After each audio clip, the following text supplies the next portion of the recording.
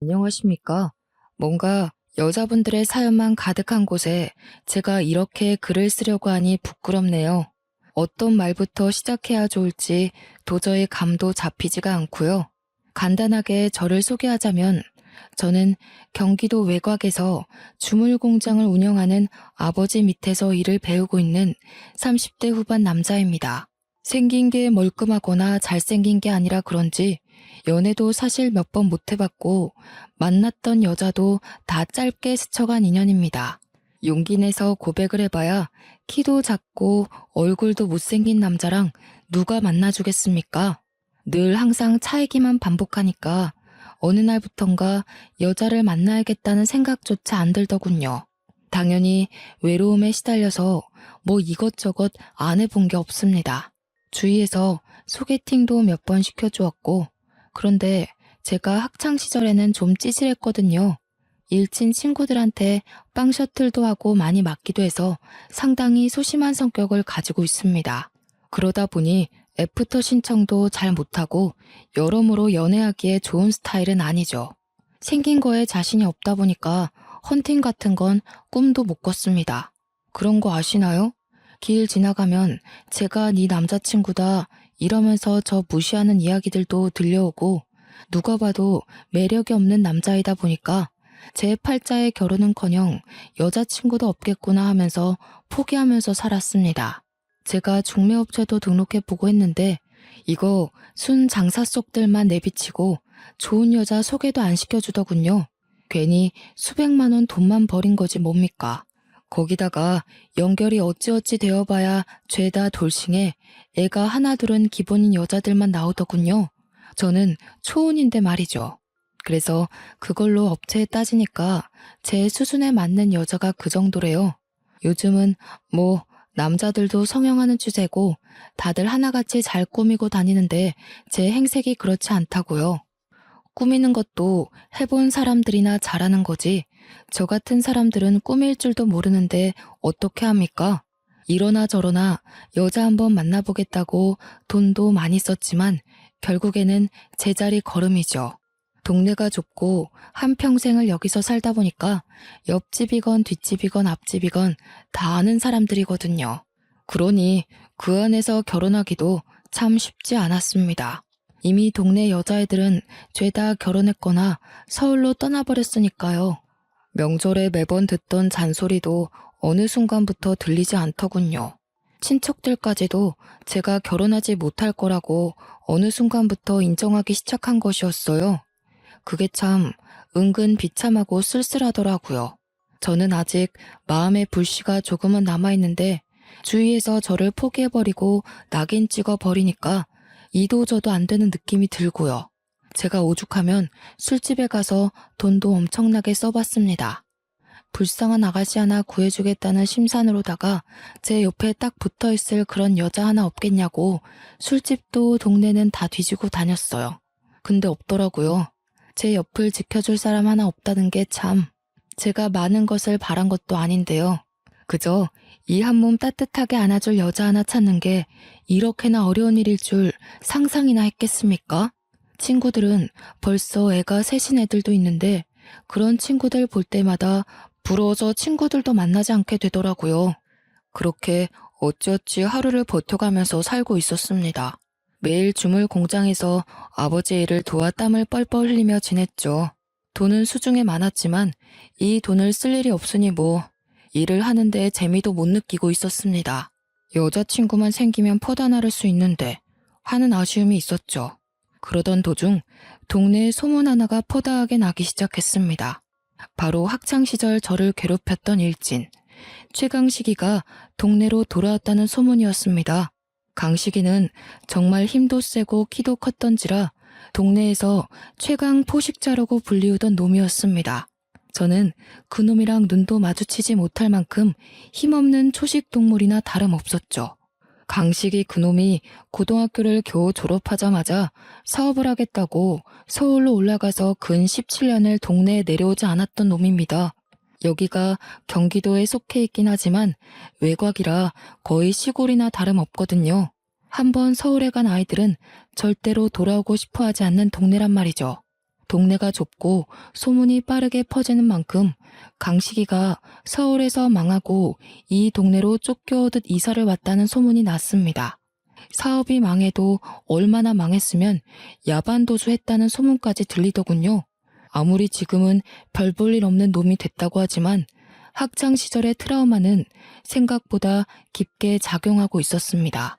저는 그놈에게 뜯긴 돈도 많고 얻어맞기도 많이 해서 그런지 마주칠까봐 무서워서 동네 돌아다니기를 피하고 있었습니다. 최대한 공장에서 집, 집에서 공장, 그렇게만 움직이고 다니다가 아버지 심부름을 하러 철물점에 외근을 나갔습니다. 원수는 외나무 다리에서 딱 만난다고 하잖아요. 물론 제가 그놈의 원수가 될 쪽도 아니긴 했지만요. 철물점에서 볼일을 보고 옆에 있는 커피집에 가서 커피를 사서 가려고 하는데 거기서 딱 마주치고 만 거죠. 옛날 일은 다 잊어버린 건지 저를 보고 반갑게 야, 김진수 아니냐 하면서 인사를 하는데 얼마나 놀랐는지 모릅니다. 저한테는 저승사자나 다름없는 놈이었거든요. 학교 끝나고 집에 갈 때 쉬는 시간에 체육 시간에 틈틈이 야, 김진수 하고 부르면 저는 쪼르르 달려가 강식이의 심부름을 했어야 했습니다. 그때는 뭐 지금처럼 학교폭력위원회 같은 게 있지도 않았고 힘센 친구들이 약한 애들 괴롭히면 선생님들이 그냥 너도 힘을 키워라 하고 말았으니까요. 제 이름을 부르면서 손을 흔드는데 그때의 기억이 몰려오면서 등에 식은땀이 쫙 나더라고요. 하지만 이제 30대 후반에 접어든 나이 아니겠습니까? 저라고 언제까지 거북이처럼 등딱지에 숨어 있을 수도 없었고요. 최대한 아무렇지 않은 척 강식이에게 인사를 했죠. 근데 저한테 돈이나 좀 빌려달라고 할 줄 알았던 놈이 되게 반가워하는 거예요. 나중에 술이라도 한번 먹자면서 예전 일 이야기도 하고 사과하고 싶다고 하는 겁니다. 강식이 이놈이 서울놈들한테 된통 당했다고 하더니 철이라도 든 건지 저한테 악수를 요청하는데 저도 그 손을 덥석 잡았습니다. 저에게도 한 걸음 나아갈 기회가 온 거나 다름없다고 생각했던 거죠. 물론 술을 먹자고 하니 좀 뜨뜻미지근했지만 적어도 술값 내는 건 삥 뜯기는 게 아니니까 다행이지 않겠습니까? 저한테 휴대폰을 쓱 내밀면서 핸드폰 번호를 알려달라고 하길래 알려줬죠. 번호도 교환했겠다. 언제 연락 오려나 휴대폰만 바라보고 있는데 다음날 저녁에 퇴근하는데 연락이 오더라고요. 한잔하고 싶은데 시간 되냐? 하고 물어보길래 또 의외라고 생각했습니다. 옛날 강식이 같으면 나와 라고 했을 텐데 시간이 되냐고 물어보기까지 하다니 약간 으쓱해지더라고요. 제가 얼마나 소심했으면 고작 저런 약속 잡는 연락에도 의미를 두겠습니까? 아무튼 거절할 명분도 없고 저도 한잔하면 좋겠다 싶어서 만나기로 했죠. 동네 술집에서 이미 한잔하면서 저를 기다리고 있길래 앞에 앉아서 뭐 이런저런 이야기를 했습니다. 서울에서 사업하다 망해서 왔다는데 서울살이 이야기를 하기도 좀 머쓱해서 고등학교 시절 이야기를 했죠. 저한테 야, 그땐 미안하다 하면서 사과를 하는데 은근히 울컥하면서 마음이 녹아내리더군요. 그땐 내가 철이 없었다. 그게 멋있어 보이는 줄 알고 약한 친구들을 괴롭혔었지 하면서 이야기를 하는데 표정이 영 안 좋아 보였습니다. 내가 하도 애들 괴롭히고 다녀서 벌 받나 보다. 서울에서 완전히 망했거든. 소식은 들었지? 하면서 대화를 이어나가더군요. 저는 뭐 강식이 심기를 거스르지 않고 싶어서 끄덕끄덕 거리면서 장단만 맞춰주었습니다. 한 1시간쯤 지났을까 강식이가 대뜸 자기 아는 동생이 이 근처에 와 있다고 연락을 주었는데 불러도 되냐고 묻더라고요. 저도 기분이 좋았던 상태라서 누군데? 하고 물어보니 서울에서 사업할 때 자기 밑에서 일했던 동생이라고 하더군요. 별 생각 없이 그냥 알겠다, 오라고 해라 했는데 한 30분 지나서 가게로 들어오는 사람이 남자인 줄 알았더니 여자인 겁니다. 근데 상당히 예쁘고 어려 보이는 여자였어요. 평소에 워낙 여자한테 면역력이 없었던 저 여기에 바싹 얼어 있었습니다. 그러자 강식이가 킬킬거리면서 저를 놀리더군요. 고등학교 시절에도 완전 쑥맥 찌질이었는데 아직도 그러고 있냐면서 편하게 해라 하는데 편해지나요? 그 여자애가 끽해봐야 20대 후반으로 보였는데 저를 보더니 바로 오빠야 오빠야 하면서 말을 편하게 하더군요. 그러면서 저한테 오빠 너무 귀엽다 하는데 강식이가 굳어있는 저를 보면서 뭐해 너 귀엽다잖아 번호라도 주고 받아라 하는 게 아니겠습니까? 제가 결혼정보업체에서 만난 여자들이나 주위에서 소개팅 시켜주었던 여자들과 비교했을 때 이렇게 어리고 이쁜 여자는 본 적이 없었거든요. 그래서 우물쭈물하고 있는데 그 여자애가 저한테 오빠 진짜 나 번호 알려주면 안 돼? 하고 훅 들어오더라고요. 알려달라는데 싫다고 할 수도 없고 물론 너무 예뻐서 부담스럽긴 했지만 제가 이런 자리 아니면 어디서 저런 여자를 보겠나 싶고요. 그래서 바로 번호를 알려주었습니다. 그러더니 자기가 원래는 서울에 사는데 여기 볼 일이 있어서 자주 온다고 만나면 밥이라도 한 끼 사달라고 하더군요. 남는 게 돈인데 제가 못 사줄 이유가 있겠습니까? 바로 알겠다고 했습니다. 이어진 술자리에서도 처음에 강식이 옆에 앉아 있다가 제 옆으로 와서 쫑알쫑알 말을 거는데 너무 예뻐서 눈이 부시더라고요. 사교성도 좋고 대화도 잘 이어나가고 저 같은 쑥맥에게도 관심을 가져준다는 게 너무나도 좋았습니다. 오죽하면 술자리를 파하고 집에 가는 길이 아쉬워 죽겠더라고요. 저한테 자기 이름이 이영미라고 소개한 그 여자가 자꾸 머릿속에 맴돌아서 밤잠을 설칠 지경이었습니다. 그런데 다음날 눈을 떠서 양치를 하고 있는데 영미한테 연락이 오는 게 아니겠습니까? 자기도 근처 찜질방에서 자고 일어났는데 배가 고프다면서 해장국 사줄 마음 없냐는 겁니다. 숙취 없어? 해장하러 갈래 오빠? 하고 연락이 오는데 가슴이 콩닥콩닥 하면서 이게 바로 핑크빛 연예인가 김칫국을 마시기도 하고요. 옆에 찰싹 달라붙어서 오빠 오빠 하는데 안 넘어갈 남자가 어디 있겠습니까? 그래서 바로 만나자고 했죠. 해장국도 먹고 커피까지 마신 다음에 버스 정류장까지 데려다 주었습니다. 집에 서울인데 버스 타고 지하철 타고 가려니 벌써 지친다고 하길래 저는 큰맘 먹고 택시 타고 가라고 15만 원을 쥐어주었습니다. 택시비 그 정도면 충분하지 하니까 많이도 준다고 제 어깨를 찰싹 때리는데 제 심장을 때리는 것 같은 기분이었어요. 호구라고 욕해도 뭐 어쩔 수 없죠. 그만큼 마음에 들었던 여자니까요. 택시가 와서 태워 보내는데 창문을 쓱 열더니 저한테 오빠, 나 오빠 만나러 또 와도 돼? 하고 묻는 겁니다. 그래서 당연히 된다고 언제든지 보러 오라고 나 할 일도 없고 여자도 없고 취미도 없다고 막 줄줄이 늘어났죠. 누가 봐도 관심이 있다고 대놓고 표현한 거나 마찬가지 아니겠습니까? 그러자 영미가 알겠다고 또 보러 오겠다고 하더군요. 그 뒤로 진짜 주말마다 저희 동네에 와서 저를 불러내는데 너무나도 행복했습니다. 강식이와 영미, 저 이렇게 셋이 만나서 동네 술집이란 술집은 다 돌아다닌 것 같네요. 셋이 만나도 제 옆에 찰싹 붙어앉는 영미를 보면서 저와 마음이 같은 건 아닐까 생각도 했고요. 그런데 영미가 저한테 어느 날 셋이 말고 둘이 보면 안 되겠냐고 하더라고요. 그래서 아 그래? 그럼 둘이 만날까? 하고 연락을 했는데 은근히 강식이한테 미안하고 찝찝한 겁니다. 그래서 강식이에게 연락을 했어요. 영미가 둘이서 보고 싶다고 하는데 둘이 만나도 되겠냐고요. 그러니 강식이가 저한테 그러더라고요. 그걸 왜 자기 허락을 막고 앉아있냐고. 남자답게 데이트 신청하라고요. 강식이까지 저를 응원해주는 분위기라 저는 용기를 내었습니다. 영미에게 데이트 신청을 했고 영미는 좋다고 주말에 오겠다고 했습니다. 제가 차가 있거든요.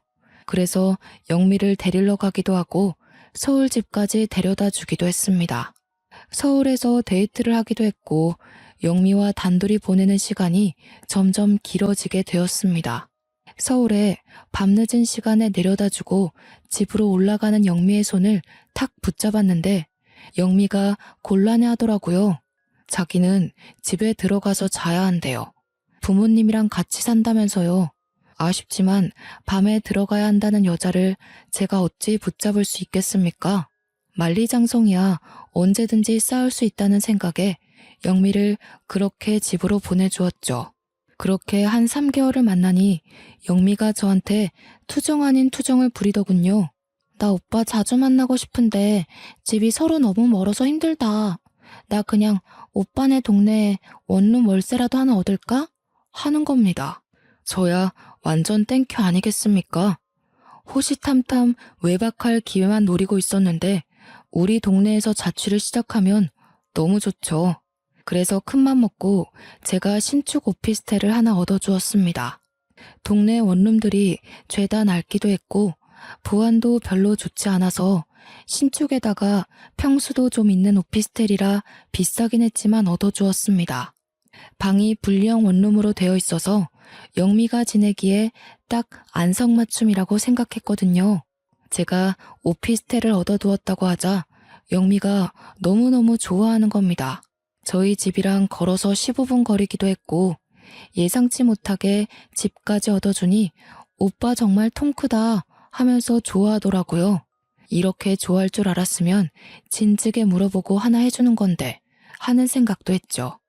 다음 수순이야 당연히 뻔한 거 아니겠습니까? 정식으로 간보는 사이 말고 사귀는 사이가 되었고 강식이도 저희를 진심으로 축하해 주었습니다. 저한테 한턱 쏘라고 하길래 진짜 비싼 밥도 한 끼 대접했습니다. 저한테 은근히 결혼하게 되면 명품 정장이라도 하나 사줘야 하는 거 알지? 하고 이야기하길래 당연한 거 아니냐고 걱정 말라고 했죠. 결혼이라니 드디어 30대 후반에 10살이나 어린 여자 만나서 결혼까지 하는 건가? 제 행복 회로가 엄청나게 돌아갔습니다. 그렇게 사귀는 사이가 되고 한 6개월쯤 흘렀을까요? 아무리 오피스텔에서 자주 본다고 해도 영미가 본가인 서울에 일주일에 3-4번은 가야 하니까 떨어져야 하는 날이 오잖아요. 그게 너무 아쉽고 서운하고 미치겠는 겁니다.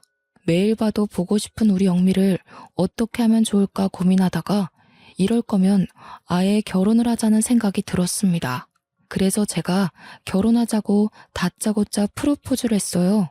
당연히 준비 안 된 상태에서 말부터 나왔던 거라 영미가 당황해하고 싫어할지도 모른다고 생각했는데 영미가 울더라고요.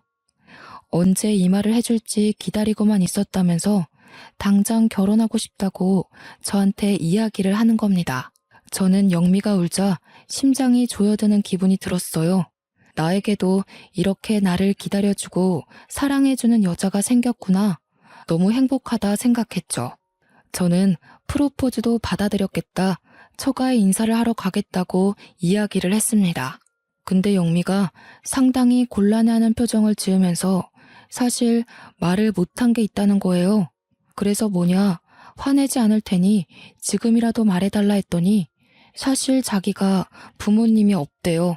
그래서 저는 너무 놀라서 그동안 부모님 때문에 서울집에 가야 한다고 했던 거 아니냐, 서울집은 뭐냐고 천천히 물어보았습니다. 혹시나 영미가 결혼 못하겠다고 할까봐 화도 내지 않고 침착하게 달래면서 물어봤어요. 그러니 영미가 그러더라고요. 사실은 부모님이 일찍 돌아가셔서 이모네 집에서 눈칫밥 먹으면서 살고 있다고요. 갑자기 마음 한구석이 너무너무 아파오면서도 의문이 들더군요. 그럼 오피스텔에서 쭉 지내지 뭐하러 이모 집에 눈칫밥 먹으러 갔었냐고 했습니다. 그러자 영미가 급격하게 풀이 팍 죽으면서 이모네 집이 워낙 엄격해서 그럴 수 없었다고 했습니다. 그러면서 지금 만나는 사람이 있는 것도 모르고 어차피 결혼식 한다고 해봐야 혼주석에 앉아줄 것도 아니라면서 인사하지 말자고 하더군요. 그때는 그게 이상한 거라는 생각을 전혀 못했습니다. 그저 집에서 많이 구박을 받았구나. 그래서 이모네를 빨리 탈출하고 싶구나. 어떻게든 인연을 끊고 싶구나 하는 생각만 한 거죠. 아무튼 영미에 대한 사정을 다 알게 된 이후에 저희 집으로 인사를 하러 갔습니다. 저도 어머니를 어린 시절에 일찍 여의었기 때문에 아버지와 둘이 살고 있어서 큰 부담 갖지 말라고 했습니다. 영미에게 너스레를 떨기 위해 시집살이 시킬 시어머니 없으니 얼마나 좋냐고 묻기까지 했죠. 영미는 자기 긴장 하나도 안 했다면서 하루빨리 인사드리고 같이 살 집이나 보러 갔으면 좋겠다고 했습니다. 오피스텔은 둘이 살기 너무 좁아서 제가 아파트를 매매하려고 했거든요. 우리 집에 인사를 드리러 갔는데 아버지께서 전날까지도 진짜 엄청 기대를 하셨거든요. 제가 여자를, 그것도 결혼할 여자를 소개시켜 드리겠다 하니까 눈물까지 글썽이면서 사실 자기는 완전히 포기하고 있었다고. 하나뿐인 우리 아들이 평생 혼자 늙어 죽을까 걱정했는데 마흔을 앞두고 결혼할 여자를 데리고 온다고 하니 너무 기쁘다고 했어요. 엄청나게 기대하시는 게 눈에 보여서 우리 영미를 보면 껌뻑 죽으시겠다 했는데 영미가 인사를 드리러 딱 들어갔는데 아버지 표정이 약간 오묘했어요. 분명 아침까지도 귀한 손님 잘 모시고 와라 하면서 엄청 기대하고 계신다고 이야기를 했는데 막상 영미를 보시는 순간 고개를 갸우뚱하시면서 그냥 쩝 하고 마시는 겁니다. 그날 밥 먹는 내내 아버지는 뚱하게 별 말씀도 없으시고 영미 혼자서 아버님 하면서 이야기를 했죠. 저는 그런 아버지께 실망을 했습니다. 무려 제가 결혼하고 싶다는 여자를 데리고 왔는데 그렇게 아무 반응도 없으시고 있으니 우리 영미는 얼마나 눈치를 받겠어요. 아버지 아들인 저도 눈치를 보고 있었는데 우리 영미가 속으로 한 대 받지 못하고 있는 건 아닐까 하고 상심하고 있다 생각하니 얼마나 속이 상하던지. 저는 영미를 오피스텔까지 데려다주고 집으로 돌아와서 아버지께 조금 화를 냈습니다. 어떻게 제가 결혼하겠다고 데려온 여자한테 그런 반응을 하실 수가 있어요? 저 너무 서운합니다. 하면서 이야기를 하니 아버지께서 저를 흘겨보시는 겁니다. 그러면서 어디서 만났냐? 술집에서 만난 여자냐? 하고 물어보는데 심장이 턱 멎은 듯 했어요. 어떻게 예비 며느리한테 그런 말을 하실 수 있냐고 술집에서 만난 여자 아니라고 했죠. 물론 첫 소개는 술집에서 이뤄지긴 했지만 아버지가 말한 의미가 그 말이 아니잖아요. 그래서 강식이 소개로 만난 여자고 번듯하게 서울에서 직장 생활도 하던 사람이라고 대꾸했습니다. 아버지는 강식이가 누군지 한참 생각하시더니 저한테 어휴 속도 없는 새끼라면서 강식이가 소개해준 여자가 멀쩡하겠냐고 하더군요. 저는 아버지가 그렇게 편협한 생각을 가지며 사시는 분인지 몰랐습니다. 너는 참 보는 눈이 쥐똥만큼도 없다. 착하긴 뭐가 착한 애야? 딱 보니까 술집에서 굴러먹던 여자 같던데. 처음 보자마자 살가운 척하면서 아버님, 오빠 하는데 수상하더라. 저런 애랑 진짜로 결혼하겠다고? 저는 아버지가 저런 이야기를 하시는 게 정말 이해가 안 가고 너무나도 서운했습니다. 당연히 좋아하실 줄 알았는데 반대를 하시니까 당황스럽기까지 했고요. 저한테 아주 난리다 난리야 하는데 정말 어떻게 갈피를 잡아야 할지 모르겠더라고요. 하지만 제 인생의 영미가 아니면 두 번 다신 여자를 만날 수 없을 것 같다는 느낌이 들었고 우리 불쌍한 영미의 울타리가 되어주어야겠다고 생각했어요. 그래서 저는 아버지께 그냥 원래의 마음대로 결혼하겠다고 했습니다. 아버지가 그 말씀하신 거 후회하게 해드리겠다고 우리 영미가 얼마나 착하고 참한 아이인지 아버지께 보여드리겠다고 했죠. 제가 또 고집이 똥꼬집이라 아버지께서도 더는 별말 안 하셨습니다. 속으로는 내심 알고 계셨을 거라 생각합니다. 제가 영미 아니면 여자를 더는 못 만날 것 같다는 걸요. 이왕 결혼하겠다고 불도저처럼 밀어버린 거 저도 오피스텔로 들어가 같이 부대끼며 살아볼까 했습니다. 아버지께서 반대하신 이유로 약간 껄끄러워서 피하고 싶은 마음도 있었거든요. 근데 영미가 또 그건 싫다고 하더라고요. 아직까지는 방구도 트고 싶지 않고 화장실 가는 소리도 들려주고 싶지 않다고요. 벌써부터 신비로움이 떨어지면 일찍 정 떨어지는 거 아니냐고 죽어도 싫다고 하길래 서운했지만 알겠다고 했습니다. 저한테 끝까지 예쁜 모습만 보여주고 싶다고 하는데 싫어할 남자가 어디 있겠나요? 영미와 저는 분주하게 보냈습니다. 틈틈이 연락 오는 강식에게도 결혼을 준비하고 있는 과정도 다 말해주고요. 식장도 잡고 옆 동네에 유명하다는 스튜디오에서 결혼식 사진까지 다 찍었고요. 메이크업 준비까지 완벽하게 했죠. 그런데 오피스텔 단기 계약이 끝나가는 시점이 오고 말았습니다. 계약 자체를 1년으로 단기로 잡기도 했고 제가 영미와 만난 지 벌써 1년이 다 되어가는 시점이라니 감회가 새롭더군요. 계약을 연장할 거냐고 묻는데 결혼식이 코앞이고 집을 어차피 구하려고 마음먹었으니 비우겠다고 했습니다. 저는 큰맘 먹고 아파트 전세 계약을 했습니다. 원래는 매매를 하려고 했지만 예상치 못하게 아버지께서 은근 반대를 하고 나서시는 바람에 돈이 모자라서 전세를 얻게 되었죠. 이 근방에 워낙 매매가가 저렴하긴 했지만 그래도 대출을 받아서 허덕이고 싶은 마음은 없어서 그동안 모아두었던 적금을 깨부셨습니다. 그러고 나니 전세 가격 정도는 너끈히 해결할 수 있는 돈이 생기더라고요. 영미에게도 계약한 집을 보여주니 눈물을 흘리더군요. 이렇게 큰 아파트에서 살게 될 줄 꿈에도 몰랐다고 하면서 평생 소원이 아파트에 사는 것이었대요. 우리 영미 꿈이 참 소박하기도 하지. 고작 아파트에서 사는 게 꿈이라뇨. 우리 신혼집을 한바탕 자랑하고 난 다음 영미의 짐을 그쪽으로 옮기라고 전해주었습니다. 당연히 너무 좋다고 난리난 와중에 저한테 집 명의는 누구 명의로 했냐고 슬쩍 물어보더군요. 그래서 전세라서 누구 명의든 상관없지 않냐고 단문하니 고개를 끄덕이더군요. 약간 서운해하는 눈치라 제가 웃으면서 2년 뒤에 매매할 때는 공동 명의로 해주겠다고 하니까 활짝 웃었습니다. 저는 그런 영미의 얼굴을 보고 전세 계약을 하러 돌아다닌 시간이 아깝지 않다고 생각했죠. 이제 부부가 되고 2년을 더 살다 보면 매매 계약할 때 공동명의 못 해줄 이유가 있겠습니까? 더 좋아져서 아예 우리 영미 이름으로 집을 사주고 싶어질지도 모르는 거죠. 영미는 저한테 2년 뒤에 집을 살 수 있는 거냐고 물었고 저는 전세 계약이 끝나면 돈이 어느 정도 모아질 거고 그럼 가능할 거라고 했습니다. 이모네 집에서 눈칫밥을 먹으며 살았던 기억이 있어서 그런 건지 자기 집에 대한 욕심을 좀 부리더군요. 저한테 찝찝거리는데 너무 마음이 아팠습니다. 그 뒤로 영미와 저는 오피스텔에서 작은 짐부터 하나둘 옮기기 시작했습니다. 영미가 혼자서도 충분히 할 수 있다고 했지만 곱디고 온 우리 신부 손을 힘들게 해서야 되겠습니까? 제가 열심히 영미와 함께 짐을 날랐고 큰 짐만 남겨두고 있었던 상황이었습니다. 큰 짐은 제가 천천히 옮겨주겠다고 했더니 영미가 자기가 옮겨도 된다고 하더라고요.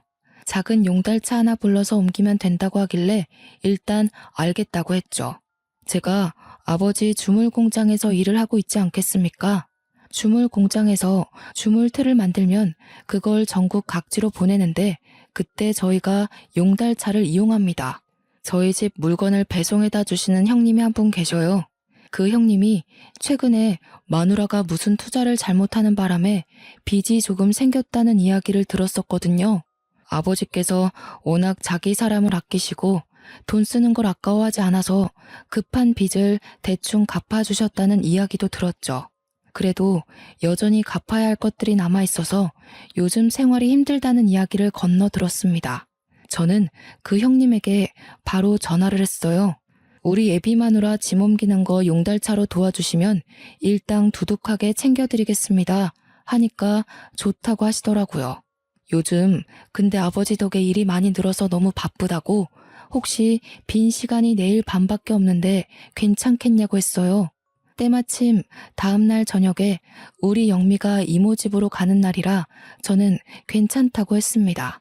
영미가 요즘은 횟수가 많이 줄어들긴 했지만 그래도 이모 집에 2, 3주에 한 번씩은 가고 있었거든요. 영미 혼자 고생하는 것 같아서 정말 마음 아팠습니다. 눈칫밥 먹는 이모 집에 혼자 가서 뭘 하고 있을지. 제가 인사를 드리러 가겠다고 해도 말리는 걸 보면 정말 보통 분들은 아니신 것 같은데 말이죠. 차라리 잘 됐다 생각하고 영미가 없는 동안 집을 말끔히 비워두어야겠다고 결심했습니다. 다음 날 밤에 형님이랑 같이 오피스텔에 도착했는데 분명 꺼져 있어야 할 영미 집 층수에 불이 들어와 있더라고요. 뭐지, 불을 켜놓고 이모 집에 갔나 싶어서 조심스럽게 도어락 비밀번호를 누르고 들어갔습니다. 분명 영미가 없는 것도 알고 제가 해준 집임에도 불구하고 이상하게 발걸음 소리내는 게 싫어서 조용하게 들어갔습니다. 아마 누가 보면 도둑이라고 생각했을지도 모르겠네요. 분리형 원룸이라 거실과 벽이 살짝 막혀있는 구조였는데 거실에 분명 아무도 없는데 안쪽에서 소리가 나더라고요. 평형이 아무리 커봐야 원룸이니 소리도 다 들리고요. 남자와 여자가 대화를 나누고 있는데 형님에게 쉿 하고 손짓을 하니 형님도 침만 꿀꺽 삼키시더라고요. 목소리를 집중해서 들어보니 영미와 강식이가 아니겠습니까? 저는 저 둘이 왜 오피스텔에 이 야심한 밤 시간에 같이 있는 건지 이해가 안 갔죠. 아무리 서울에서 사장님과 직원은 사이라고 해도 영미는 분명 이모네 집에 간다고 하지 않았습니까? 저한테 거짓말을 치고 둘이 만나야 할 사정이 뭐가 있단 말입니까? 형님도 저의 혼란스러움을 눈치챘는지 가만히 있으셨어요. 그런데 그 둘의 대화를 집중해서 들어보니 정말 제 인생에 이런 뒤통수가 있을 수 있나 싶을 정도로 충격적인 말들이 오가는 게 아니겠습니까? 저는 눈앞이 핑 돌아서 쓰러질 것 같은 몸을 가까스로 힘을 주어 서 있었습니다. 야, 전세를 네 명의로 해달라고 하고 전세금을 들고 튀면 되는 일인데 무슨 매매까지 간다고 귀찮게 그래? 2년만 기다리면 공동명의로 매매를 해준다는데 당연히 그게 나은 거 아니야? 야, 이 멍청한 거사. 공동명의면 팔 때 둘 다 동의해야 팔 수 있는 거 몰라? 너 혼자서 꿀꺽이 안 된다고. 지금 전세 얻은 그 집도 이 동네에서 제일 비싼 집이야. 알아? 평수가 크긴 크더라. 얼마짜리 집인데? 4억짜리 집이라고. 4억. 그러니까 전세금을 빼서 들고 튀면 된다니까? 4억이면 우리 빚 다 갚지. 아니 오빠는 그걸 왜 지금 말해? 혼인신고하자는 소리는 안 하지? 그거 하자고 하면 큰일인데. 아직 등본 같은 것도 안 떼본 거 확실하지? 그거 떼봤으면 나한테 공동명의 이야기나 했겠어? 결혼식 끝나고 혼인신고 바로 하자고 하면 그때가 문제지. 어떡하지? 이미 오빠랑 혼인신고 되어 있잖아. 우리가 일단 이혼을 할까? 우리 이혼하면 위장 이혼으로 바로 걸려 들어간다고 변호사가 말한 거 못 들었어? 안 그래도 지금 빚 독촉 엄청 오고 있는데. 아씨, 대가리 아파 진짜. 이걸 어떻게 미루지? 호적이 뭐 잘못됐다고 못하나? 아, 그니까 이 멍청한 년아. 전세금 빼서 바로 톡겼으면 이런 복잡한 일도 없고 빚 갚고 좋았잖아. 그 이야기를 듣고 있던 저는 정말 손을 벌벌 떨었습니다. 제 다리에 힘이 쭉 빠지는 기분에 분노는 머리끝까지 차오르고 말았죠. 그러니까 영미와 강식이는 이미 부부였고 제가 돈이 있다는 이야기를 듣고는 저한테 사기를 치려고 아예 작정하고 달려든 것이었어요. 애초에 강식이가 저한테 영미를 소개시켜준 이유도 돈을 뜯어가려고 한 것이었던 거죠. 그것도 모르고 저는 강식이한테 좋은 인연 시켜주어서 고맙다고, 강식이가 저한테 예전 일을 사과했던 것도 모조리 다 거짓말이었겠죠. 뜨거운 눈물이 앞을 가리는 듯한 기분이었습니다. 그런데 형님이 저를 탁 잡더니 쉿 하면서 휴대폰 화면을 보여주는데 우리 형님이 녹음을 뜨고 계셨더라고요. 저는 아예 꿈에도 생각 못하고 있었는데 말이죠. 형님이 녹음 화면을 딱 닫더니 일단 나가자는 눈짓을 하셔서 조용히 나왔습니다. 밖에 나와서 형님 차에 타서 숨을 쉬는데 과호흡이 오는 것 같고 눈물이 막 터져 나오는 겁니다. 형님이 제가 아이처럼 엉엉 우는 모습을 보더니 저 연놈들한테 복수를 하자고 그냥 두면 안 된다고 하시더라고요. 이미 결혼식은 코앞이고 저는 멍청하게 당하게 생겼는데 무슨 복수를 더 합니까 하니까 좋은 생각 있다고 하시더군요. 형님은 저에게 녹음 파일을 전송해 주시고는 청첩장을 언제 돌리기로 했냐고 물어보시는 겁니다.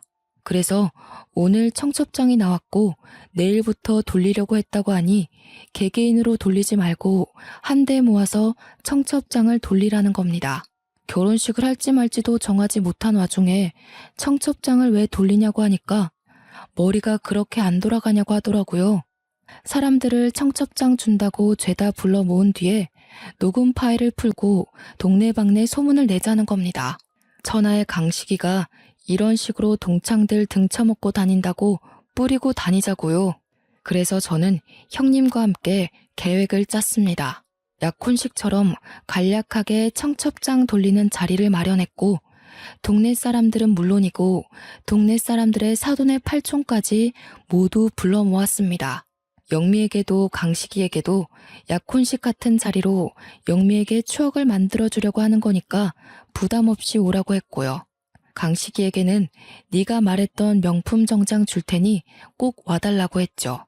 당연히 아무것도 모르는 동네 사람들은 잔치가 열렸다고 좋아서 오시고 아들이 망했다는 소문에 한동안 집 밖을 나서지 않던 강식이네 부모님까지 모조리 오셨습니다.